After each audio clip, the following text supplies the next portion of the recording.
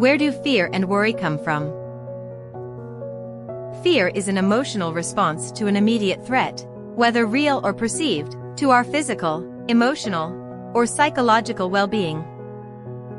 Fear leads to worry, where unease, anxiety, or apprehension about actual or potential problems, uncertainties, or adverse outcomes sets in. It involves repetitive thoughts and concerns about what might happen in the future, often accompanied by feelings nervousness or tension. Fear is a natural human emotion, but the way we react to fear can lead us to sin. For example, responding to fear with faith and trust in God draws us closer to God. On the other hand, if fear leads us to doubt and unbelief in God, it hinders our relationship with God and becomes a sin. The Apostle Paul assures us in 2 Timothy 1:7 that God has not given us a spirit of fear but of power and love and a sound mind. God has promised to provide us with everything we need when we seek to please Him. Proverbs 3:5-10. God is always available to help us. Psalm 55:22.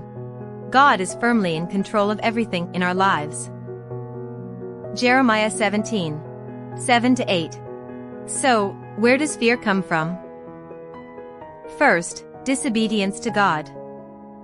Fear can stem from guilt and sin. Adam and Eve felt fear and shame after disobeying God in the Garden of Eden. In Genesis 3:8-10, they hid among the trees when they heard the Lord God walking in the garden. Fear of consequences and judgment can be a natural response to wrongdoing. Second, lack of faith and trust in God. In Matthew 14:22-31, the disciples were tossed in the boat by the strong winds in the middle of the Sea of Galilee. When they saw Jesus walking on water coming towards them, they thought he was a ghost, and they were gripped by fear.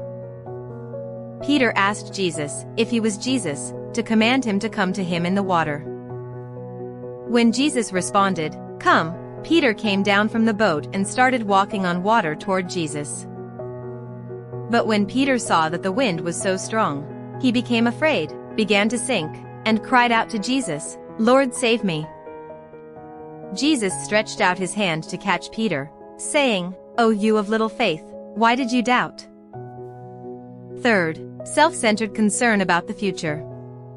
In Luke 12:22-24, Jesus told his disciples not to worry about their lives, what they would eat, nor their bodies, what they would wear. He said life is more than food, and the body is more than clothing. He went on to give as an example the ravens who do not plant or harvest, nor do they have storehouses or barns of food, but God feeds them. He assures his disciples of God's provision because they are of much more value than birds. The Bible teaches that fear can be overcome through faith and trust in God. Psalm 23:4 says, "Yeah, though I walk through the valley of the shadow of death, I will fear no evil. For you are with me. Your rod and your staff, they comfort me." God's presence and promises provide comfort and assurance in times of fear. God invites us to trust Him because He loves us. The Bible reminds us in 1 John 4:18 that there is no fear in love, but perfect love casts out fear, because fear involves torment. But he who fears has not been made perfect in love. So, friends, let us trust God's sovereignty, love, and provisions to overcome fear and worry and find peace and joy.